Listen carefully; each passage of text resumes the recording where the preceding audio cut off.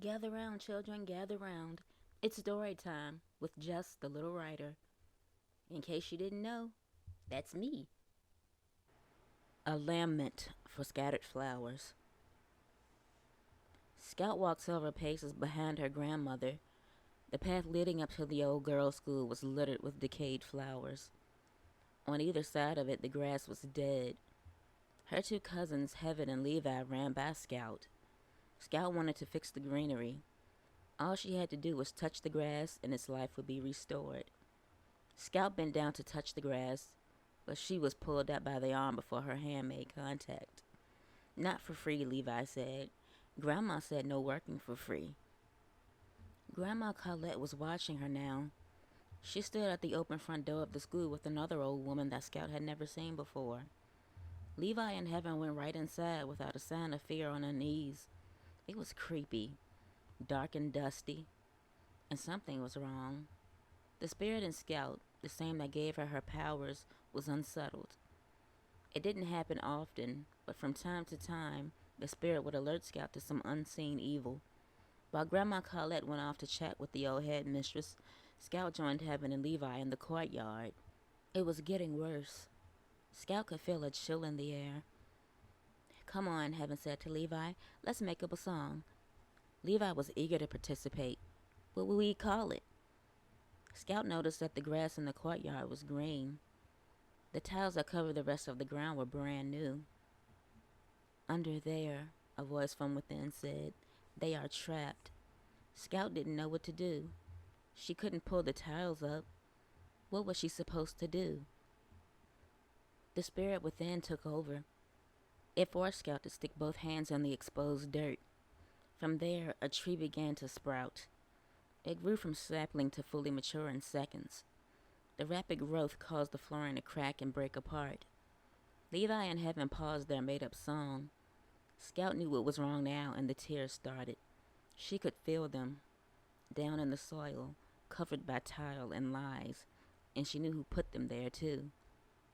There were rumors about the school, stories about some of the students going missing. Some say they were troubled.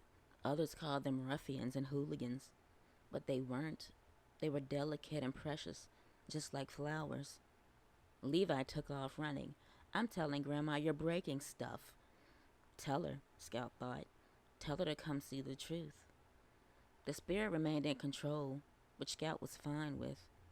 Grandma Colette and old headmistress Winnie came running as fast as old people could run. Winnie's initial shock turned to anger in 3 seconds. How dare you, she screamed. The roots of the tree came up from the ground. They thrashed about so that tile debris was flung in every direction. Grandma Colette, Heaven, and Levi ran for cover.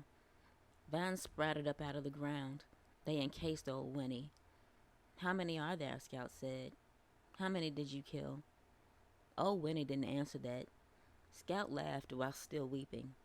The spirit says a lash for each one. The vines relaxed, but not enough for Winnie to escape. One for Inez Stokes, Scout said. A vine cracked across old Winnie's back like a horsewhip. The headmistress screamed.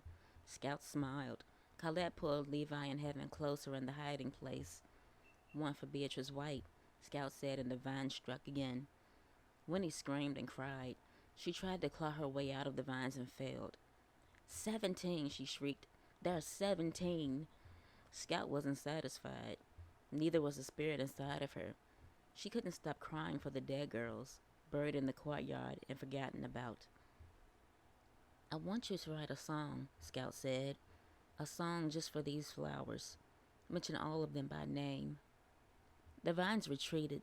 2 of them wrapped around Winnie's arms and detached from the rest. She scurried about, frantic and in pain, looking for pen and paper. Music was her second passion. Cruelty was the first. It took Winnie only 1 hour to write a full song, and Scout made her sing it. After the last chorus, the 2 vines on her arms moved up to her neck. Release me, she demanded. I wrote the song. Scout laughed. You did, and you can sing it in hell. The vines and 4 others wrapped around Winnie's neck and strangled the life out of her. Scout left her hanging from the tree for someone to find. Someone would find her in the song that she wrote for 17 flowers.